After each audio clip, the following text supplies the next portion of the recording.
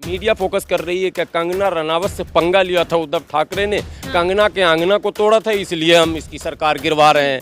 Media focus कर रही है कि वो अर्नब गोस्वामी उससे पंगा ले लिया था उद्धव ठाकरे ने इसलिए सरकार गिरा रहे हैं। अच्छा। हिंदुत्व को छोड़ दिया इसलिए सरकार गिरा रहे हैं, इत्यादि इत्यादि इत्यादि ऐसे ऐसे डायलॉग और नारे मीडिया में चलाए जा रहे हैं। बाढ़ पर किसी का ध्यान नहीं है। सफाया तो नहीं हो जाएगा? नहीं, उद्धव ठाकरे मुख्यमंत्री बने रहेंगे और विपक्षी इसमें सफल नहीं होंगे। मेरा अनुमान है, राजनीतिक गणित है, 38 बताया जा रहा, 37 से कम होने पर आपको पता है कि वो अयोग्य हो जाएंगे। उनकी नमस्कार, आप देख रहे हैं द जनता लाइव। मैं हूं आपके साथ नलिनी। आज हमारे साथ बातचीत करने के लिए एक सामाजिक कार्यकर्ता जिनका नाम है हाफिज गुलाम सरवर जी जुड़ चुके हैं। नमस्कार सर, स्वागत है आपका हमारे चैनल में।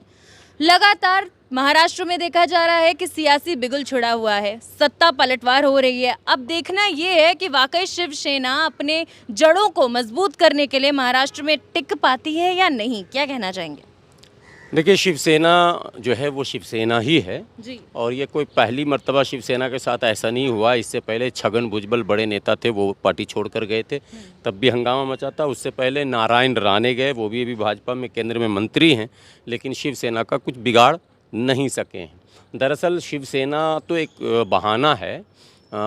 ये जो परंपरा है ना सरकारों को अस्थिर करने का, उनको कमज़ोर करने का, ये कोई नया आज नहीं है। लगातार इस तरह की घटनाएं इस देश में पहले भी घटी हैं और ये केंद्र में जिसकी भी सरकार होती है वो केंद्रीय एजेंसियों को, सेंट्रल एजेंसी का इस्तेमाल करके उन राज्य सरकारों को जो इनके मन का, जहां सरकार नहीं होता है, जैसे झारखंड में इनकी सरकार नहीं है, जैसे उड़ीसा में इनकी सरकार नहीं है, बंगाल में इनकी सरकार नहीं है, महाराष्ट्र में इनकी सरकार नहीं है, आपको क्या कहते हैं केरल में इनकी सरकार नहीं है, तमिलनाडु में इनकी सरकार नहीं है, इस तरह के जो भी राज्य हैं, तेलंगाना में इनकी सरकार नहीं है। तो ऐसे राज्य के राज्य सरकार में जिन दलों का प्रभाव है, जिसकी सत्ता है, उसको अस्थिर करना या अपने प्रभाव में लाना, यथासंभव प्रयास करते हैं कि या तो सरकार अस्थिर कर दिया जाए, गिरा दिया जाए, अपने फेवर का ले आया जाए, या फिर न गिरा सकें तो उसको दबाव में लाएं ताकि वो केंद्र की नीतियों का विरोध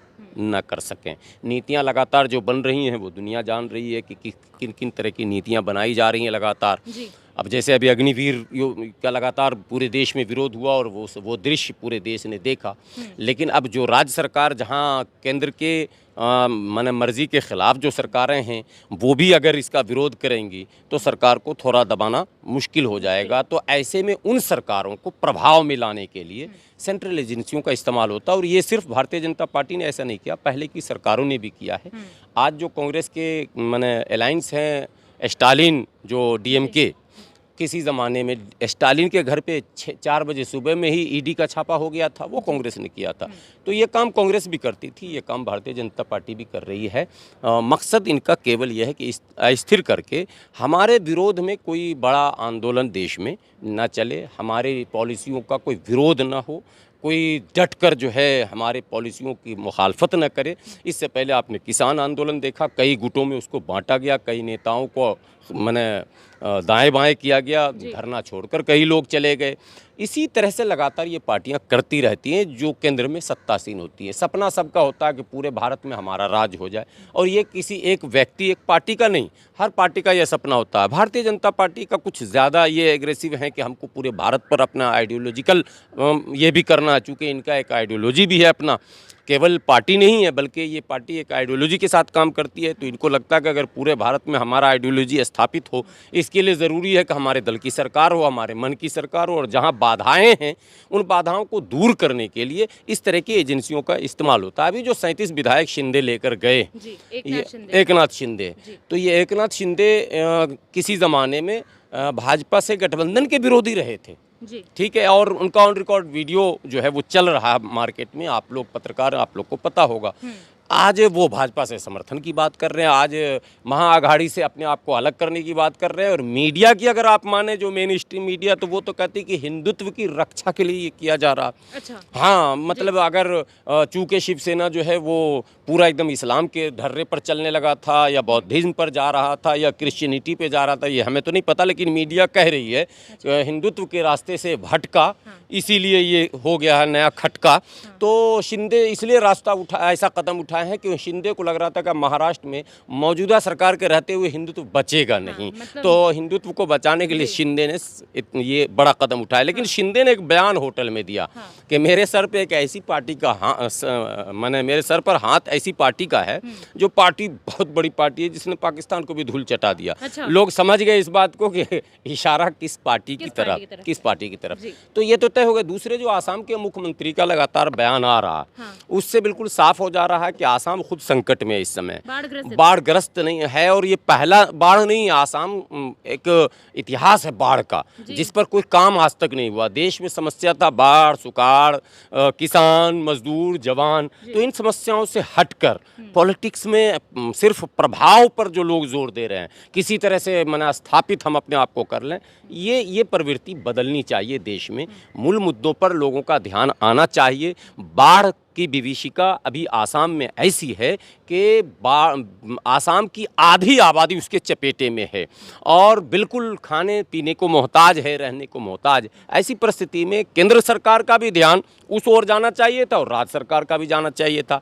और जो मानवता की बात करने वाले जितने भी संगठन हैं, ह्यूमन राइट्स और इत्यादि, और जितने NGOs हैं, सबका ध्यान वहाँ जाना चाहिए। मीडिया को भी फोकस करना चाहिए था। तो मीडिया को पूरा फोकस करना चाहिए कि भाई आसाम में बाढ़ की इस विभीषिका में मानवता जो तराई माने चिल्ला रही है, दम तोड़ रही है, कराह रही है, खाने को मोहताज है, लोग सो नहीं पा रहे हैं, सोने की जगह नहीं है, शौच जाने का इंतज़ाम नहीं है। ऐसे में हमको फोकस करके उनके मदद का जो भी संभव उपाय हो वो करना चाहिए। ऐसा हो नहीं रहा।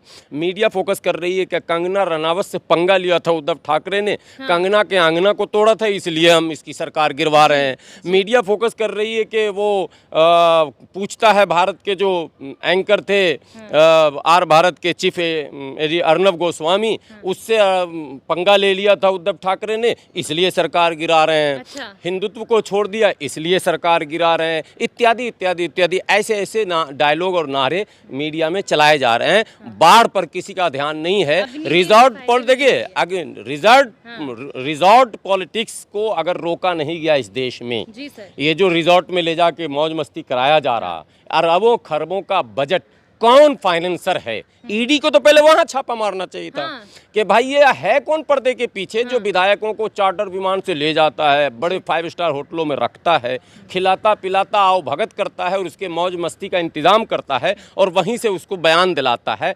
महाराष्ट्र में संकट है, शिंदे का घर भी महाराष्ट्र, शिंदे विधायक भी महाराष्ट्र से, उनके सारे विधायक महाराष्ट्र से। जो कुछ होगा शक्ति परीक्षण होगा, फ्लोर पर होगा, महाराष्ट्र के विधानसभा में होगा।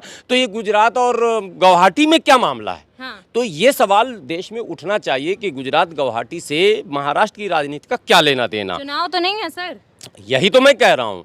तो ये एक बड़ा विषय है, ईडी को इस पर आगे बढ़ना चाहिए था। ईडी पड़ी हुई है राहुल गांधी के पीछे कि इतने साल पहले तुमने क्या किया, उतने साल पहले क्यों क्या किया। बहरहाल जो कांग्रेस ने किया उसका खमियाजा तो कांग्रेस को भुगतना ही पड़ेगा, चूँकि कांग्रेस ने इनको छूट दिया था, ठीक है, और दूसरों को कूट दिया था, इनको छूट दिया था और समाजवादियों को और बसपाइयों को परेशान किया था। उसके बदले में अब वो भाजपा उनको भी लपेट रही। तो कुल मिलाकर जो मुद्दे हैं उससे भटकाने, अटकाने और लटकाने का ये प्रयास। भटकाने लटकाने की बात आपने की। सुप्रिया एकनाथ का बयान सामने आया, वो कहती नजर आई हैं कि भाई जहां एक और आसाम पीड़ित ग्रस्त है, लगातार वहां से जो है बाढ़ ग्रसित लोग बेहद परेशान हैं। ऐसे में बीजेपी की यानी कि केंद्र सरकार की और बीजेपी की प्राथमिकता, खुद प्रधानमंत्री की प्राथमिकता होनी चाहिए कि उनकी मदद करें, मगर वो लगातार विधायकों के इंतजाम में लगे हैं।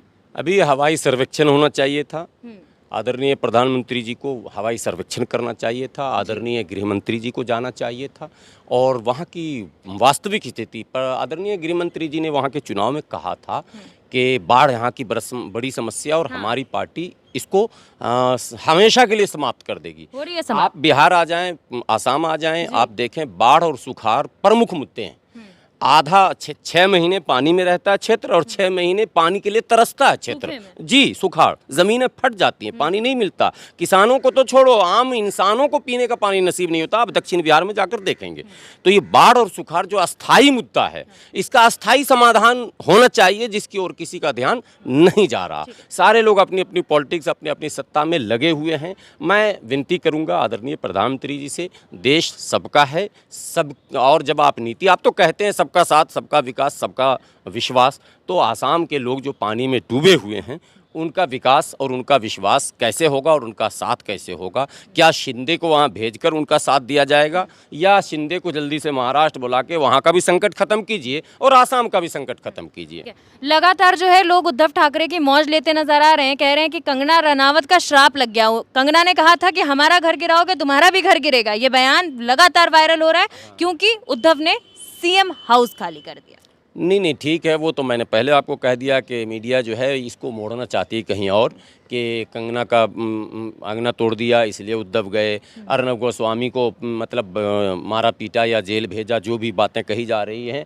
और इस तरह से आपको तो आश्चर्य होगा, वो सुशांत सिंह राजपूत के आत्महत्या से भी लोग जोड़ रहे हैं और कह रहे हैं कि उसी की आत्मा जो है वो भटक रही है। अगर आत्मा सुशांत सिंह राजपूत की भटकती होती तो एकनाथ शिंदे को बिहार ले जाती, क्योंकि सुशांत सिंह राजपूत तो बिहार के थे, वो आसाम क्यों चले गए।